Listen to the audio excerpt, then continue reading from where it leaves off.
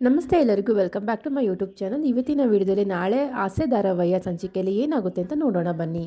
ಮೊದಲಿಗೆ ಮನೆಗೆ ಹೂವು ಕೇಳಿಕೊಂಡು ಜನ ಬರ್ತಿರೋದ್ರಿಂದ ಶಾಂತಿಗೆ ಮೀನಾ ಮೇಲೆ ಕೋಪ ಬಂದು ಶಾಂತಿನ ಬಾಗ್ಲಲ್ಲೇ ನಿಲ್ಲಿಸ್ಕೊಂಡು ಬೈತಾ ಇರ್ತಾಳೆ. ನಾಳೆಯಿಂದ ನಿನ್ನ ಕೆಲ್ಸಕ್ಕೆ ಹೋಗೋದು ಬೇಡ, ಏನೂ ಬೇಡ ಅಂತ ಶಾಂತಿ ಹೇಳಿದಾಗ ಮೀನಾ ಹೇಳ್ತಾಳೆ, ಅದನ್ನು ನನ್ನ ಗಂಡ ಹೇಳಿದರೆ ಕೇಳ್ತೀನಿ ಅಂತ ಮೀನಾ ಹೇಳ್ತಾಳೆ.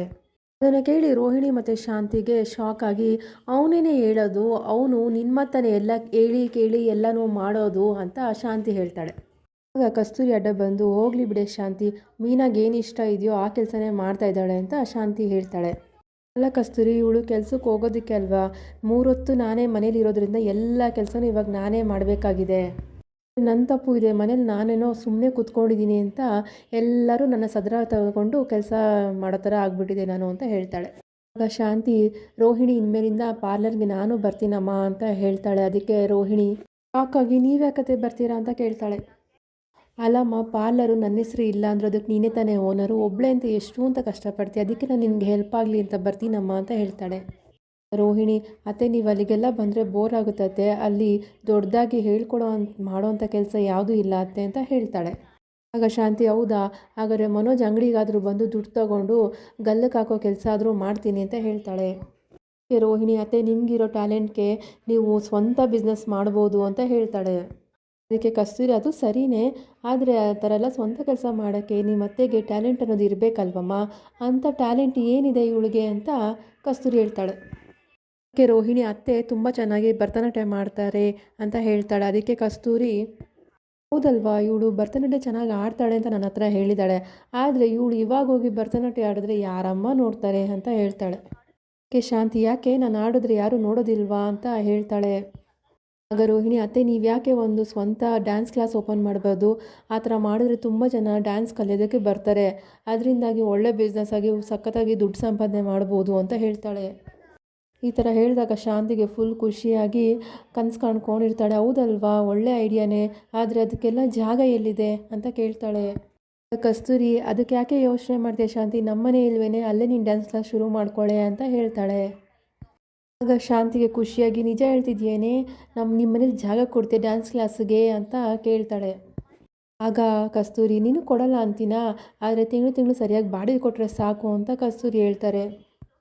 ಆಗ ಶಾಂತಿ ಕಸ್ತೂರಿನೇ ಗುರಾಯಿಸ್ಕೊಂಡಿದ್ದಾಗ ರೋಹಿಣಿ ಹೇಳ್ತಾಳೆ, ಅತ್ತೆ ಇನ್ನೇನಂತೆ, ಕಸ್ತೂರಿ ಆಂಟಿ ಜಾಗ ಕೊಡ್ತೀನಿ ಅಂತ ಹೇಳ್ತಾ ಇದ್ದಾರಲ್ಲ, ಇನ್ವೆಸ್ಟ್ಮೆಂಟು ನಮಗೆ ಕಮ್ಮಿ ಆಗುತ್ತೆ, ಸ್ಟಾರ್ಟ್ ಮಾಡೋಣ ಬಿಸ್ನೆಸ್ನ, ಒಳ್ಳೆ ಲಾಭ ಬರುತ್ತೆ ಅಂತ ರೋಹಿಣಿ ಹೇಳ್ತಾಳೆ. ನೀವು ಡ್ಯಾನ್ಸ್ ಆಡೋ ಥರ ಅಂದರೆ ಭರತನಾಟ್ಯ ಆಡೋ ಥರ ಒಂದಷ್ಟು ವಿಡಿಯೋ ಮತ್ತು ಫೋಟೋಸ್ ಎಲ್ಲ ತೊಗೊಂಡು ಪ್ರಮೋಟ್ ಮಾಡಿದ್ರೆ ಸಾಕು, ಆವಾಗ ಸ್ಟೂಡೆಂಟ್ಸ್ ಅದನ್ನು ನೋಡಿಕೊಂಡು ಬರ್ತಾರೆ. ನನಗೆ ಒಬ್ಬರು ಗೊತ್ತಿದ್ದಾರೆ, ಅವ್ರ ಹತ್ರ ಹೇಳಿ ಡ್ಯಾನ್ಸ್ ಕಾಸ್ಟ್ಯೂಮ್ನ ರೆಡಿ ಮಾಡಿಸೋಣ, ಅದರಲ್ಲೇ ಒಂದಷ್ಟು ಫೋಟೋಸು ವೀಡಿಯೋಸು ತೊಗೊಂಡು ಸ್ಕೂಲನ್ನ ಸ್ಟಾರ್ಟ್ ಮಾಡೋಣ ಅಂತ ರೋಹಿಣಿ ಹೇಳ್ತಾಳೆ. ಸ್ವಲ್ಪ ದಿನದಲ್ಲೇ ಶಾಂತಿ ಸ್ಕೂಲ್ ಅನ್ನೋದು ಶಾಂತಿ ಡ್ಯಾನ್ಸ್ ಅಕಾಡೆಮಿ ಅಂತ ದೊಡ್ಡದಾಗಿ ಬೆಳೆಯುತ್ತೆ ಅಂತ ರೋಹಿಣಿ ಹೇಳಿದಾಗ ಶಾಂತಿಗೆ ಫುಲ್ ಖುಷಿಯಾಗುತ್ತೆ. ಕಸ್ತೂರಿ, ಏನೇ ಶಾಂತಿ, ರೋಹಿಣಿ ಹೇಳಿದ್ ಕೇಳಿದ್ರೆ ನೀನು ಸಹ ಒಳ್ಳೆ ದೊಡ್ಡ ಬಿಸ್ನೆಸ್ ಮ್ಯಾನ್ ಆಗೋ ಥರ ಕಾಣಿಸ್ತಾ ಇದೆ ಅಂತ ಹೇಳ್ತಾಳೆ. ಆಗ ತುಂಬ ಹೊತ್ತಿಂದ ಮೀನಾ ಬಾಗಿಲಲ್ಲೇ ನಿಂತಿರ್ತಾಳೆ. ಅತ್ತೆ ನಾನು ಒಳಗಡೆ ಬರ್ಬೋದಂತ ಮೀನಾ ಕೇಳ್ತಾಳೆ. ಶಾಂತಿ, ಅಯ್ಯೋ ನಾನು ಹೇಳಿದ ಮಾತೆಲ್ಲ ನೀನು ಕೇಳ್ಬಿಡ್ತೀಯಲ್ಲ, ನೀನು ಬಾರೆ ಒಳಗಡೆ ಅಂತ ಕರೀತಾಳೆ.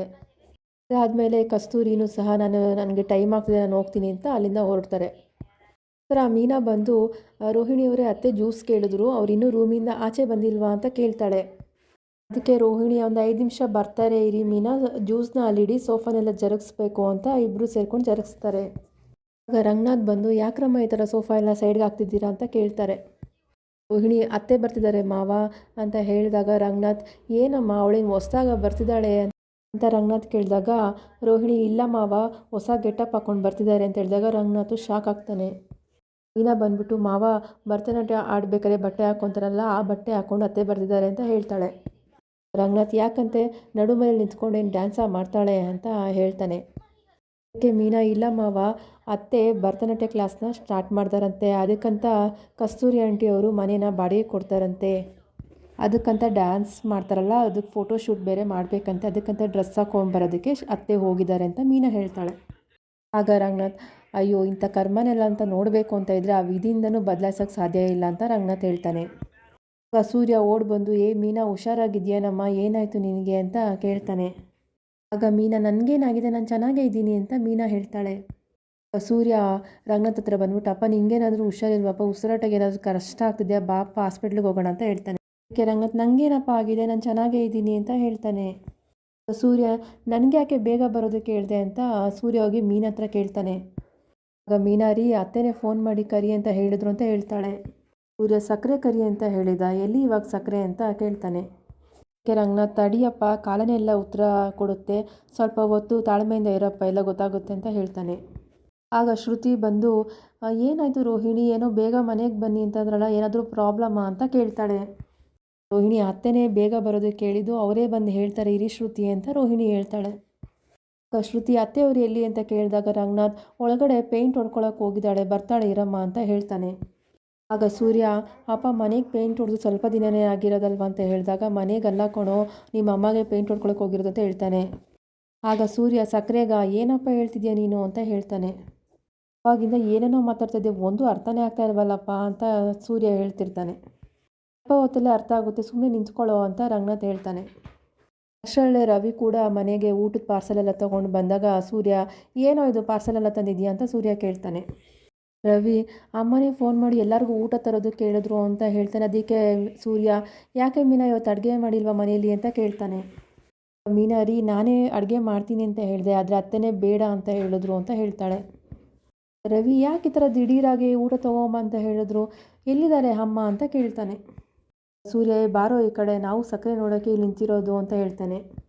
ಆಗ ರೂಮಿಂದ ಗೆಜ್ಜೆ ಸೌಂಡ್ ಬರೋದಕ್ಕೆ ಸ್ಟಾರ್ಟ್ ಆಗುತ್ತೆ. ಮನೆಯವರೆಲ್ಲ ಭಯ ಪಡ್ಕೊತಾರೆ, ಏನಿದು ಗೆಜ್ಜೆ ಸೌಂಡು ಅಂತ. ಸೂರ್ಯ, ಏನಪ್ಪ ಇದು, ಆಗಲೇ ಗೆಜ್ಜೆ ಸೌಂಡ್ ಬರ್ತಿದೆ, ನಾಗವಲ್ಲಿ ಏನಾದರೂ ಬಂದ್ಬಿಟ್ಲೇನಪ್ಪ ಅಂತ ಹೇಳ್ತಾನೆ. ರಂಗನಾಥ್, ನಾಗವಲ್ಲಿ ಎಲ್ಲ ಕಣೋ, ಸಕ್ಕರೆ ಹೊಸ್ದಾಗಿ ಬದಲಾಗಿ ಬರ್ತಿದ್ದಾಳೆ, ನೋಡಲ್ಲಿ ಅಂತ ಹೇಳ್ತಾನೆ. ಅಷ್ಟರಲ್ಲಿ ಈ ಕಡೆ ಶಾಂತಿ ಭರತನಾಟ್ಯ ಡ್ರೆಸ್ ಹಾಕೊಂಡು ನಿಧಾನಕ್ಕೆ ನಡ್ಕೊಂಡು ಬರ್ತಾ ಇರ್ತಾಳೆ. ಶಾಂತಿ ಒಂದೊಂದೇ ಹೆಜ್ಜೆ ಇಟ್ಕೊಂಡು ಮುಂದೆ ಬರ್ತಿದ್ರೆ ಎಲ್ಲರೂ ಭಯ ಪಡ್ಕೊಂಡು ಒಂದೊಂದೇ ಹೆಜ್ಜೆ ಹಾಕ್ಕೊಂಡು ಹಿಂದೆ ಹೋಗ್ತಿರ್ತಾರೆ. ಶಾಂತಿ ಭರತನಾಟ್ಯ ಹೊಡ್ತಾರೆ. ಆ ಕಡೆ ಈ ಕಡೆ ನೋಡಿದಾಗ ರಂಗನಾಥ್ ಸೂರ್ಯ ಇಬ್ಬರು ಭಯ ಪಡ್ಕೊಂಡು ಸೋಫಾ ಮೇಲೆ ಕೂತ್ಕೊತಾರೆ. ರವಿ, ಇದೇನಪ್ಪ ಭಯ ಪಡ್ಕೊಂಡು, ನಿಜವಾಗ್ಲೂ ಇದು ಅಮ್ಮನ ಅಂತ ರವಿ ಕೇಳ್ತಾನೆ. ರಂಗನಾಥ್, ಹೌದಪ್ಪ, ಸಂಶಯನೇ ಬೇಡ, ಇದು ನಿಮ್ಮ ಅಮ್ಮನೇ ಅಂತ ಹೇಳ್ತಾನೆ. ರವಿ, ಏನಮ್ಮ ಡ್ಯಾನ್ಸ್ ಮಾಡೋರ್ತಾರ ಗೆಟಪ್ ಎಲ್ಲ ಹಾಕೊಂಡ್ಬಂದಿದ್ದೆ, ಏನಾಯ್ತಮ್ಮ ನಿನಗೆ ಅಂತ ಕೇಳ್ತಾನೆ. ಶಾಂತಿ ನಿಧಾನ ನಡ್ಕೊಬಂದು, ಇದು ನನ್ನ ಜೀವನ 2.0 ವರ್ಷನ್ ಕಣೋ ಅಂತ ಹೇಳ್ತಾಳೆ.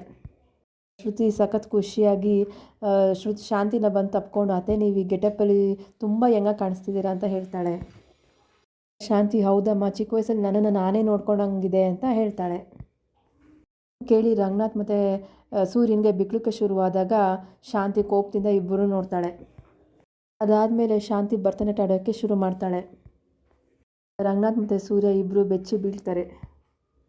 ಇವಷ್ಟೇ ಅಲ್ಲ, ಇನ್ಮೇಲಿಂದ ಇಡೀ ಊರೇ ನೋಡುತ್ತೆ ನನ್ನ ಪವರ್ ಏನು ಅಂತ ಶಾಂತಿ ಹೇಳ್ತಾಳೆ. ಶ್ರುತಿ, ವಾವ್, ಸೂಪರ್ ಅತ್ತೆ, ನಿಮ್ಗೆ ಇಷ್ಟೊಂದು ಟ್ಯಾಲೆಂಟ್ ಇದೆ ಅಂತ ನಮಗೆ ಗೊತ್ತೇ ಇರಲಿಲ್ಲ ಮಾವ, ಸೂಪರ್, ನೀವು ಹೇಳಿರ್ಲಿಲ್ವಲ್ಲ ಮಾವ ಅಂತ ಶ್ರುತಿ ಹೇಳ್ತಾಳೆ. ಟ್ಯಾಲೆಂಟ್ ಅವ್ರಿಗೆ ಹೇಗಮ್ಮ ಗೊತ್ತಿರುತ್ತೆ, ನನಗೆ ತುಂಬ ಟ್ಯಾಲೆಂಟ್ ಇತ್ತು, ಆದರೆ ಮದುವೆ ಆದಮೇಲೆ ಟ್ಯಾಲೆಂಟ್ ಎಲ್ಲ ಹೋಗ್ಬಿಡ್ತು, ಆದರೆ ಇನ್ಮೇಲೆ ಸುಮ್ಮನೆ ಅಲ್ಲ, ನನ್ನ ಟ್ಯಾಲೆಂಟ್ ಏನಿದೆ ಅಂತ ಎಲ್ಲ ತೋರಿಸ್ತೀನಿ ಅಂತ ಹೇಳ್ತಾಳೆ. ಆಗ ಹುಷಾರು ಕಣೆ, ನಿಧಾನಕ್ಕೆ ನಿನ್ನ ಟ್ಯಾಲೆಂಟನ್ನ ತೋರಿಸಿ, ಇಲ್ಲಾಂದರೆ ಎಲ್ಲರೂ ನಿನ್ನ ಟ್ಯಾಲೆಂಟ್ ಓಡೋಗ್ಬಿಟ್ರೆ ಕಷ್ಟ ಅಂತ ಹೇಳ್ತಾನೆ. ಆಗ ಶಾಂತಿ ಕೋಪ ಮಾಡ್ಕೊಂಡು ನೋಡ್ತಾಳೆ. ಆಗ ರಂಗನಾಥ್ ಸುಮ್ಮನೆ ಸೈಲೆಂಟ್ ಆಗ್ತಾನೆ. ಕಡೆ ಸೂರ್ಯ ಏನು ಮಾತಾಡ್ದಿರೋ ಶಾಕಲ್ಲಿ ಶಾಂತಿನೇ ನೋಡ್ತಿರ್ತಾನೆ. ಮೀನಾ ಬಂದು, ಏನ್ರಿ ಆಯಿತು ನಿಮಗೆ, ಯಾಕ್ರಿ ಈ ಥರ ಕಲ್ತರ ಕೂತ್ಕೊಂಡಿದ್ದೀರಾ ಅಂತ ಕೇಳ್ತಾಳೆ. ಆಗ ಏನೂ ಇಲ್ಲಮ್ಮ, ಸೂರ್ಯನ ಈ ಥರ ಅವತಾರದಲ್ಲಿ ನೋಡಿ ಇವನಿಗೆ ಸ್ವಲ್ಪ ಶಾಕ್ ಆಗಿದೆ ಅಂತ ಸೂರ್ಯನ ಅಲಾಡಿಸಿದಾಗ ಸೂರ್ಯ ಬೆಚ್ಚಿ ಬೀಳ್ತಾನೆ. ಆಗ ಸೂರ್ಯ, ಅಪ್ಪ ಇದು ಸಕ್ಕರೆನಪ್ಪ, ಏನಪ್ಪ ಇದೆಲ್ಲ ಅವತಾರ ಅಂತ ಹೇಳ್ತಾನೆ. ಮತ್ತು ಹೌದು ಕಣೋ, ಇದು ನಿಮ್ಮ ಅಮ್ಮನೇ, ಸ್ವಲ್ಪ ರಿಯಾಲಿಟಿಗೆ ಬಾರಪ್ಪ ಅಂತ ಹೇಳ್ತಾನೆ. ಸೂರ್ಯ ಹೇಳ್ತಾನೆ, ಅಪ್ಪ ನನಗೇನೋ ಡೌಟಪ್ಪ, ಈ ನಾಗವಲ್ಲಿ ದೆವ್ವ ಏನಾದರೂ ಆ ಸಕ್ಕರೆಗೆ ಮೈಯೊಳಗಡೆ ಸೇರ್ಕೊಂಬಿಟ್ಟಿತ್ತೇನೋ ಅಂತ ಹೇಳ್ತಾನೆ. ಅಲ್ಲೇ ಶಾಂತಿ ಭರತನಾಟ್ಯಂ ಡ್ಯಾನ್ಸ್ನ ಶುರು ಮಾಡ್ಕೋತಾಳೆ. ಶಾಂತಿ ಡ್ಯಾನ್ಸ್ ಮಾಡೋದು ನೋಡಿ ಮನೆಯವರೆಲ್ಲ ಶಾಕ್ ಆಗ್ತಾರೆ. ಅಪ್ಪ, ಈ ನಾಗವಲ್ಲಿ ಪಿಕ್ಚರಲ್ಲಿ ನಾಗವಲ್ಲಿ ಹಂಗೆ ನಡ್ಕೊಂಡು ಹೋಗ್ತಾಳಲ್ಲ, ಹಂಗೆ ಸಕ್ಕರೆ ನಡ್ಕೊಂಡು ಹೋಗ್ತಿದ್ದಾರಪ್ಪ ಅಂತ ಸೂರ್ಯ ಹೇಳ್ತಾನೆ. ಯಾಕೋ ಸಕ್ಕರೆ ನೋಡಿದ್ರೆ ಭಯ ಆಗ್ತಿದೆ ಅಪ್ಪ, ನನಗೆ ಒಬ್ರು ಗೊತ್ತಿರೋರಿದ್ದಾರೆ, ದೆವ್ವ ಹಿಡ್ಕೊಂಡಿದ್ರೆ ಚೆನ್ನಾಗಿ ಬಿಡಿಸ್ತಾರೆ, ಅವ್ರಾದ್ರೂ ಕರ್ಕೊಂಬರಲ್ಲ ಅಂತ ಹೇಳ್ತಾನೆ. ರಂಗನಾಥ್, ಸುಮ್ಮನೆ ಇರೋ, ನಿಮ್ಮಮ್ಮನೇ ಒಬ್ರು ದೆವ್ವ, ಅವಳನ್ನ ಹೋಗಿ ಯಾವ ದೆವ್ವ ಹಿಡ್ಕೊಂಡು ಹೋಗುತ್ತೋ ಅಂತ ಹೇಳ್ತಾನೆ. ಸೂರ್ಯ, ಹೌದಪ್ಪ, ಈ ಸಕ್ಕರೆ ನೋಡಿದ್ರೆ ಆ ದೆವ್ವನೇ ಓಡೋಗ್ಬಿಡುತ್ತೆ ಅಂತ ಹೇಳ್ತಾನೆ. ಶಾಂತಿ ಒಂದು ಸಲ ಗದ್ರದಾಗೆ ಸುಮ್ಮನೆ ಇರಿ ಅಂತ ಹೇಳಿದಾಗ ಎಲ್ಲರೂ ಶಾಂತಿ ಗದ್ದರಿ ನೋಡಿ ಸೈಲೆಂಟ್ ಆಗಿಬಿಡ್ತಾರೆ. ಇಲ್ಲಿಗೆ ಈ ಸಂಚಿಕೆ ಮುಗಿಯುತ್ತೆ. ನಾಳಿನ ಸಂಚಿಕೆಯಲ್ಲಿ ಏನಾಗುತ್ತೆ ಅಂತ ತಿಳಿಸ್ಕೊಡ್ತೀನಿ.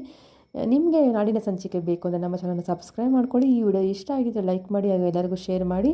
ಮತ್ತೆ ಸಿಗೋಣ ಮುಂದಿನ ವಿಡಿಯೋದಲ್ಲಿ. Thank you so much for watching.